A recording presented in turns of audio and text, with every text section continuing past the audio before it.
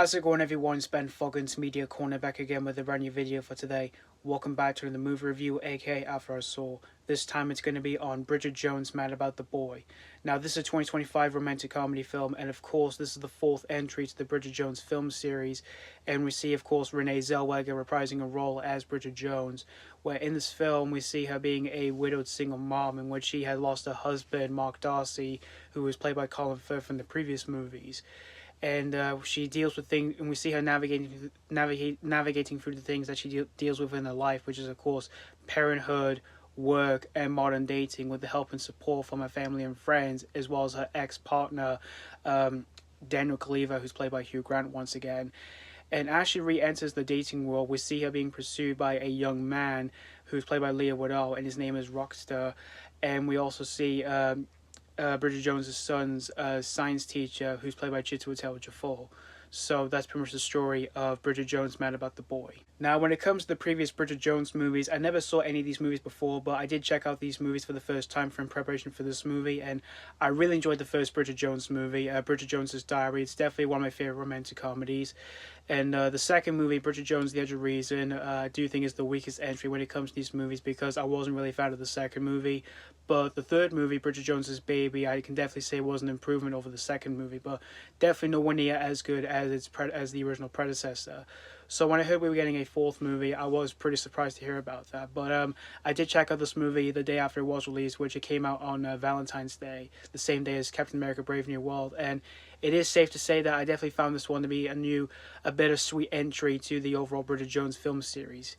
And I can definitely say I definitely enjoyed this one a lot more than the previous sequels, although definitely nowhere near as good as the original predecessor itself, Bridget Jones' Diary. First off, Renée Zellweger, she's just once again pure joy as Bridget Jones, and her performance in this movie is just really good here, where she brings a whole lot of optimism and vulnerability to Bridget Jones in this movie here. And Woodall, who plays this young man that Bridget Jones sort of has feelings for in this film, he's pretty solid in the film, and the chemistry between the two of them I thought was pretty solid as well. And Chiwetel Ejiofor, who plays this science teacher in the film, he's really good in the film as well. And the chemistry between him and Renée Zellweger I thought was pretty strong within this movie.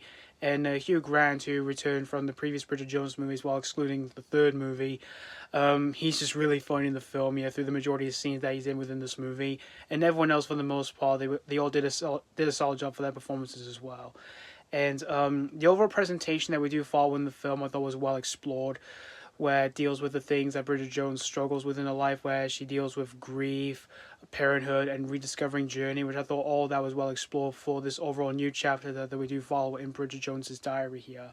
Although it does tend to have some familiar tropes for like some of these elements that we do see within this movie here, but I still appreciate it for what the film had to do, where it explores those themes well enough within this movie here for its overall storytelling. And the film's writing I thought was well balanced, where it has like lighthearted nature to it, where it deals with where it presents the whole comedy aspects, in which the comedy aspects in this movie are genuinely funny, even though there are times the film goes a bit too hard with its comedy.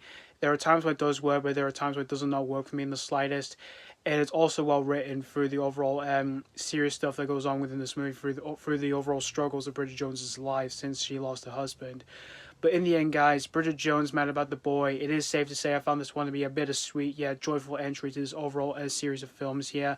And if you're overall a huge fan of the Bridget Jones movies, chances are you're going to find yourself really satisfied with this overall new chapter of Bridget Jones' life. I'm going to give Bridget Jones' Mad About the Boy 4 out of 5.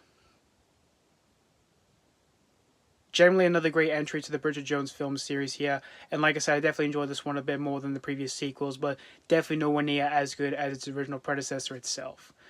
So anyways, thank you guys so much for watching for my After I Saw review on Bridget Jones' Mad About the Boy, and I'd like to know what you guys think of this new entry to this to the film series here, if you've already seen this movie or if you just recently checked this one out. And as always, this has been Foggins Media Corner signing off.